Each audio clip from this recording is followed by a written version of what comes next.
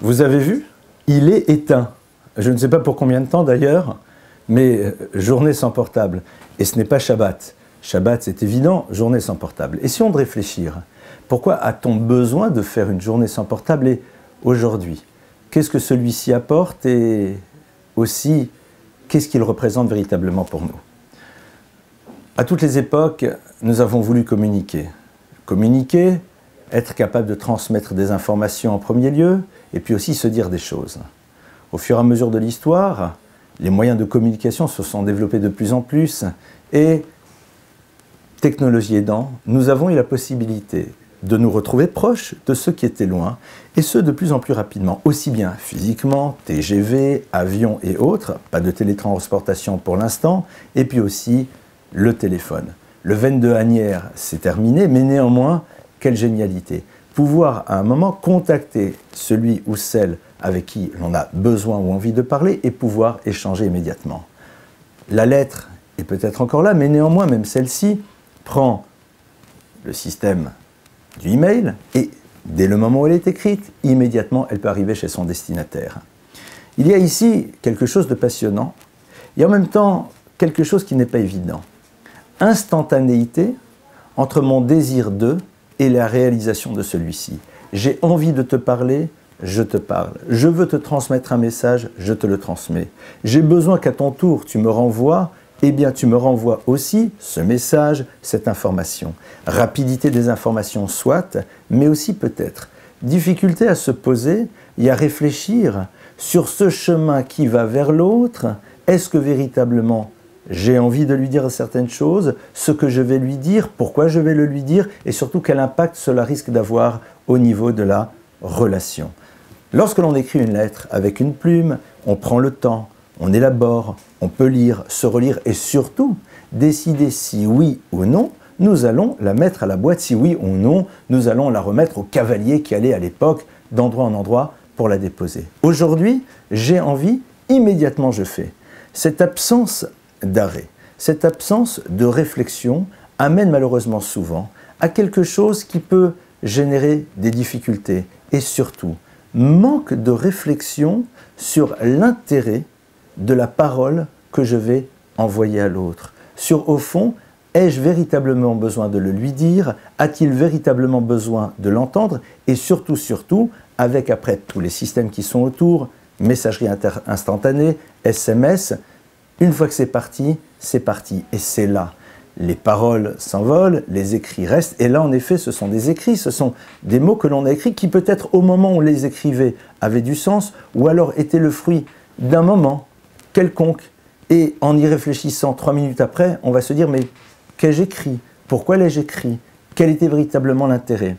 Plus que cela, lorsque nous envoyons ces messages via nos téléphones, eh bien, il y a aussi le problème de l'interprétation de celui ou de celle qui est en face. Les mots ont des sens chez moi, mais ont un autre sens chez l'autre. Nous avons, rappelez-vous, les mêmes vocabulaires, nous avons les mêmes mots, mais ça ne veut pas dire pour autant que nous avons les mêmes dictionnaires. Lorsque quelqu'un va vous dire tout simplement « à tout à l'heure », peut-être que dans son univers, cela veut dire « à plus tard, je ne sais quand », alors que pour nous, « tout à l'heure », c'est quelque chose qui est défini dans un cadre bien précis.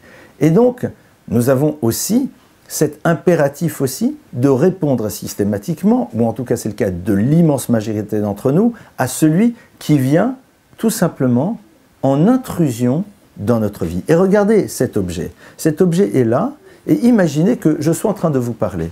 Je vous parle, j'échange avec vous, et puis brusquement quelqu'un arrive et se tourne vers moi pour me parler. Je me tourne et je lui parle. Vous êtes d'accord que c'est quelque chose qui n'est pas très sympathique? C'est-à-dire brusquement, c'est l'autre qui a de l'importance et plus vous.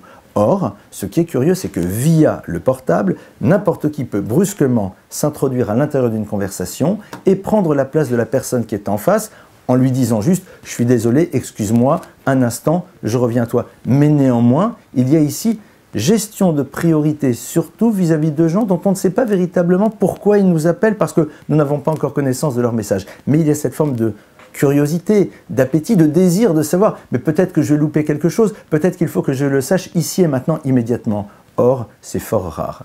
plus que cela. Et cela, on le retrouve aussi dans l'univers des familles. Nous sommes à table, nous mangeons, nous sommes ensemble. Et imaginez-moi arriver comme Mary Poppins au milieu de votre table et commencer à discuter avec l'un de vos enfants ou alors avec une des personnes qui est à table. Cela serait complètement incongru, surprenant, choquant. Or, eh bien nous allons constater que souvent nous le gardons à table et que lorsque cette Mary Poppins qui est à l'intérieur de la boîte, qui va être le correspondant, qui veut nous joindre, arrive, comme par hasard, l'univers qui est autour de nous a disparu et c'est cette personne-là qui va prendre sa place. Il y a ici quelque chose que l'on appelle dans la tradition juive un manque de kavod, c'est-à-dire un manque de respect. Le kavod vient de la racine kaved. Kaved, ça veut dire lourd. Lourd, c'est-à-dire donner du poids. Lorsque vous donnez du poids à quelqu'un, eh bien lorsque vous êtes avec cette personne, vous êtes avec cette personne et vous ne vous laissez pas d'autres personnes pénétrer et interférer cet espace. Bien sûr, on peut parfois être dans l'univers du travail ou de l'urgence, mais dans ce cas-là, prévenons la personne qui est avec nous, disons-leur, vous savez, je risque à un moment d'être obligé d'eux pour qu'ils n'interprètent pas ce qui va se passer comme étant un déni de leur présence. La Torah nous demande d'être extrêmement vigilants au kavod des créatures, c'est-à-dire de faire très attention au respect que l'on doit à la totalité des humains que nous fréquentons, et ce, quel qu'il soit. Soyons vigilants sur ce manque de respect qui peut être généré lorsque le téléphone fait une intrusion. Et puis aussi, arrêtons-nous un instant, avant de passer un coup de téléphone, réfléchissons une minute. Ai-je vraiment envie? Pourquoi ai-je envie d'appeler l'autre? Qu'est-ce que je veux lui dire? Est-ce bien nécessaire? Et si je ne lui disais pas, qu'est-ce que ça aurait changé? Arrêtons d'être dans cette instantanéité qui fait que l'individu, au fond, ne s'appartient plus, puisqu'il laisse ses émotions, ses envies immédiates parler à sa place. Alors, journée sans téléphone, peut-être pour réaliser que l'on peut parfaitement survivre sans avoir pu joindre tous ceux que l'on voulait au moment où on le désirait, survivre parce qu'au fond, des informations ne nous sont pas arrivées en temps et en heure, et ce n'est pas grave, nous continuons à fonctionner. Essayons de nous rappeler du bonheur que nous avons le jour du Shabbat, de savoir nous poser, de savoir mettre de côté cet univers du téléphone pour nous retrouver d'abord avec nous-mêmes, nous retrouver avec les autres. Prenons le temps de penser, de réfléchir, d'élaborer avant de communiquer. Cela sera véritablement une expérience de bonheur.